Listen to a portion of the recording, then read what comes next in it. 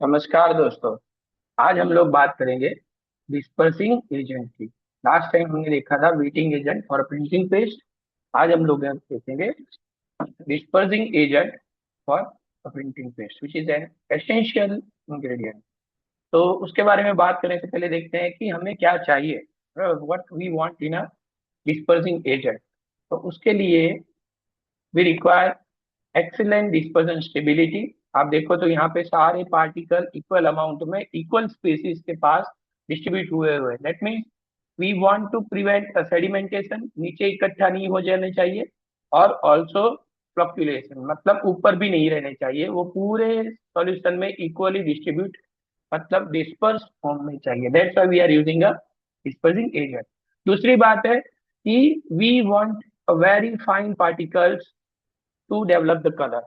सो particle size reduce करने के लिए भी हम डिस्पर्सिंग एजेंट को यूज करते हैं। This is a basic property. जब हम डिस्पर्सिंग एजेंट की बात करेंगे तो ये सारी चीजें we must know. Third is the anti agglomeration property, मतलब ये छोटे छोटे जो पार्टिकल हमने यहाँ पे डिस्ट्रीब्यूट किए वो इकट्ठा होके वापिस एक बड़ा पार्टिकल बनना नहीं चाहिए। सारे particle must be in a disperse form, मतलब अलग अलग रहने चाहिए। वो इकट्ठा होके कहीं एक जगह पे क्लस्टर न बना दे। That is anti agglomeration property. सभी के साथ कंपेटिबल होना चाहिए। Thickener, dyes, binders, electrolyte, heating agent, antifoam, जो सारे इंग्रेडिएंट्स हम प्रिंटिंग पेस्ट में यूज करते हैं उन सब के साथ it must B compatible. Storage stability भी होनी चाहिए, मतलब आज प्रिंटिंग पेस्ट हमने बना दी और हम शाम को प्रिंट करने वाले हैं, तो शाम तक वो विस्कोसिटी कंसिस्टेंट रहनी चाहिए। ऐसा ना हो कि सुबह बनाया है और शाम को उसकी विस्कोसिटी को डिस्पर्सिंग एजेंट अफेक्ट करे। तो that means we require dispersing agent वो जो पेस्ट स्टेबिलिटी भी रहने दे। फॉर्मिंग नहीं होना चाहिए वो डिस्पर्सिंग एजेंट से।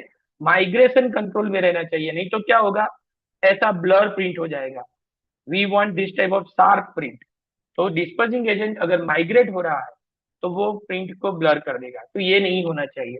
और it must be stable at a high temperature. जब हम स्टीमिंग करेंगे प्रिंट करने के बाद तो डिस्पर्सिंग एजेंट स्टेबल रहना चाहिए, मतलब उसको हम लोग यूज करते हैं to achieve stable fine defect free printing paste जो हमें अच्छे से अच्छा रिजल्ट दे।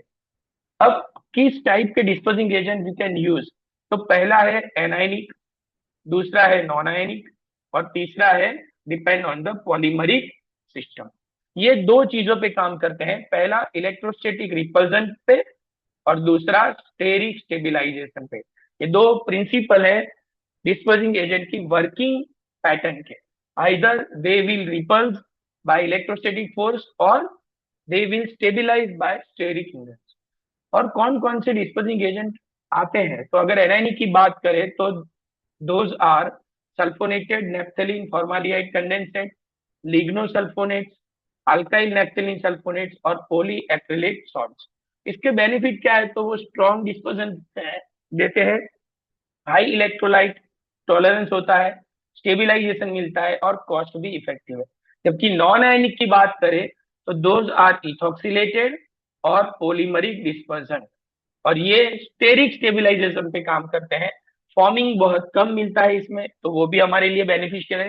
हाई कंपेटिबल है, और हार्ड वाटर में भी वो स्टेबल रहते हैं, मतलब हार्ड वाटर होगा तो भी dispersing agent will work at that specific printing paste. जबकि पॉलीमर की बात करें तो एक्रेलिक पॉलीमर और polycarboxylate polymers are use as an dispersing agent. यहाँ पे एड्सॉर्प्शन, सस्पेंशन और फ्लक्चुएशन तीनों प्रॉपर्टी को हम इंपैक्ट करते हैं पॉलीमरिक डिस्पर्सिंग एजेंट को यूज करके। अगर केमिकल कैरेक्टरिस्टिक्स की बात करें यही डिस्पर्सिंग एजेंट की, तो पहला है they are possessing high dispersing power. दूसरा, उसका CMC that is the critical micelle concentration कम होता है, और उसकी वजह से ही वो सरफेस टेंशन कम करता है, तो वो वेटिंग एजेंट के तौर पे भी कहीं कहीं काम कर लेता है। HLB वैल्यू भी उसकी अप्रोप्रिएट होती है, हाइड्रोफिलिक लिपोफिलिक बैलेंस, मतलब वाटर और ऑयल दोनों स्टेबिलाईज फॉर्म में होते हैं। इलेक्ट्रोलाइट रेजिस्टेंट होता है, जो हमने आगे भी बात की कि वो कंपेटिबल होना चाहिए सारे इंग्रेडिएंट के साथ। पीएच भी उसकी मेंटेन रहती है, अल्कली स्टेबल है। हार्ड वाटर के साथ भी वो काम कर सकता है, that's why it's hard water resistance जो अगली स्लाइड में ही हमने बात कर ली कि जब हम नॉन आयनिक की बात करते हैं तो non ionic dispersing agent hard water में भी स्टेबल है और वहां पे वो अपना फंक्शन करते हैं। टेम्परेचर पे भी वो रेजिस्टेंस रहना चाहिए, जो this already we had discuss कि वो स्टीमिंग के दौरान स्टेबल रहना चाहिए। बायोडिग्रेडेबल होना चाहिए, जो अभी सबसे ज्यादा कॉन्सेंट्रेटेड है वो कि योर प्रोडक्ट मस्ट बी और your chemicals must be biodegradable as per the norms. Okay, और इसके लिए ही वो APEO फ्री है, मतलब अल्काइल फिनॉल इथॉक्सिलेट फ्री है, तो it is a safer to use and reduce environment impact. Okay, तो उसका काम क्या है? जब हम डिस्पोजिंग एजेंट को पेस्ट में डालते हैं तो वो क्या करता है? तो पहले वो डाई डिस्ट्रीब्यूट यूनिफॉर्म करेगा, तो उसकी वजह से हमें क्या मिलेगा? Even distribution of dye where you had printed. दूसरा, वो सेडिमेंटेशन को स्टॉप करेगा, मतलब सारे डाई पार्टिकल कहीं एक जगह जाके अग्लोमरेट नहीं हो जाए। दूसरा, वो कलर यील्ड को भी इंप्रूव करता है और उसकी वजह से डाई भी कम यूज होती है। थर्ड, माइग्रेशन वो रोकता है, तो you will get a high sharpness print. Okay, that means better print you will receive. Avoiding text and clogging, मतलब जब हम प्रिंट करते हैं तो स्क्रीन के अंदर वो क्लॉग नहीं होता है, मतलब ये नोजल जो है वहां पे हो या स्क्रीन पे वो क्लॉग नहीं होता, मतलब वो स्क्रीन बंद नहीं कर देगा। ओके, दूसरा, प्रिंट की स्टेबिलिटी भी मिलती है हमें, पेस्ट की स्टेबिलिटी भी मिलती है, हम स्टोर कर सकते हैं पेस्ट को बनाते। और सबसे बड़ी बात, it will help to penetrate and level the dye when you are printing. तो ये सबसे बड़ी चीज है कि वो लेवलिंग में और पेनिट्रेटिंग में भी हेल्प करता है, मतलब कहीं कहीं वो लेवलिंग एजेंट और वेटिंग एजेंट की भी भूमिका में दिखाई देता है। ठीक है, और आइडियल डिस्पर्सिंग एजेंट कैसा होना चाहिए जब हम प्रिंटिंग पेस्ट की बात करते हैं? तो it must be a strong particle stabilization, low foam होना चाहिए, जो already we have discuss, alkali stable होना चाहिए, इलेक्ट्रोलाइट रेजिस्टेंट होना चाहिए, सारे इंग्रेडिएंट्स के साथ कंपेटिबल होना चाहिए, फ्लक्चुएशन नहीं होना चाहिए, कलर यील्ड बनानी चाहिए और बायोडिग्रेडेबल भी होना चाहिए। ये सारी चीजें ऑलरेडी वी हैव डिस्कस, इसलिए हम इसको डिटेल में यहाँ नहीं देखते। पर टिपिकल स्ट्रक्चर कौन से होते हैं?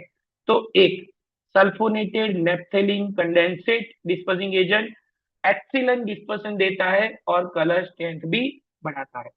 पॉलीएक्रेलिक बेस्ड जो डिस्पर्सिंग एजेंट देते हैं वो स्टेबल होते हैं, मतलब वो प्रिंट पेस्ट को सबसे ज्यादा स्टेबिलिटी देते हैं और एफिशिएंसी भी अच्छी होती है। कॉमनली जो यूज होता है that is the lignin derivative, वो सस्टेनेबल भी है और रिन्यूएबल भी है। पॉलीकार्बोक्सिलेट स्ट्रक्चर वो भी एक्सीलेंट डिस्पर्सिंग पावर के साथ आता है और सॉल्ट के साथ कोई रिएक्शन नहीं करता, मतलब इलेक्ट्रोलाइट रेजिस्टेंस है। और फैटी अल्कोहल इथोक्सिलेट की बात करें तो वो फोम कम देता है, मतलब फॉर्मिंग नहीं होगा और कंपेटिबल है सारे इंग्रेडिएंट्स के साथ। तो कौन कौन से लोग ये बनाते हैं? तो इंडस्ट्री की बात करें तो BASF बनाता है dispersing agent with the Setamol, Dispex and एक्का नाम से, ये उनके ब्रांड नेम है। जो ओके, जो यहाँ पे वो टेक्सटाइल के लिए क्लासिकली यूज होता है। Dispex is the polymeric structure based और एक्का हाई परफॉर्मेंस बेस्ड रहता है। आर्क्रोमा बनाता है लायोकॉल, यूनिवेडिन एंड इग्नैन। सामने अगर बात करें जहाँ पे लीगेसी या कंबाइंड पोर्टफोलियो है तो क्लेरियंस और हंसमैन आर्क्रोमा, तो they are producing the Hostapal and Invadine. Nicholas की बात करें तो वो सिंस्टेम LWS और सिसिन 10WS, ये लेवलिंग और डिस्पर्जिंग दोनों है। ये अभी हमने आगे बात की ना, जो लेवल भी देता है और पेनिट्रेशन भी देता है। तो निकोलस के जो डिस्पर्जिंग एजेंट आते हैं पिगमेंट के प्रिंट के लिए, तो they are levelling as well as dispersing, दोनों काम करेंगे। ओरिजिनल की हम बात करें तो फिनियोटेक्स बनाता है फिनोडिस्क के नाम से और रोजरी बनाता है रोजडिस्क के नाम से। तो ये सारे इंडस्ट्रियल ग्लोबल डायरेक्टरी है कि जहाँ पे कौन कौन से नाम से डिस्पोजिंग एजेंट बिकता है, कौन सी कंपनी कौन से नाम से बना। ओके, अगर इग्नल की बात करें, ये यहाँ पे हमने जो आर्क्रोमा का देखा मल्टी फंक्शनल एजेंट, अगर ये इग्नल की बात करें तो लेवलिंग है डिस्पोजिंग है, दोनों रोल एक साथ वहाँ पे परफॉर्म करता है लाइक निकोलस। तो ये आर्क्रोमा का भी एक ऐसा नया प्रोडक्ट है जो दोनों काम एक साथ करता है। ओके, तो आज यहाँ तक ही हम लोग देखते हैं, अगली बार हम लोग बात करेंगे एक नए एजेंट की। तब तक आप देखते रहिए पढ़ते रहिए और चैनल को सब्सक्राइब करना ना भूलिए। Thank you.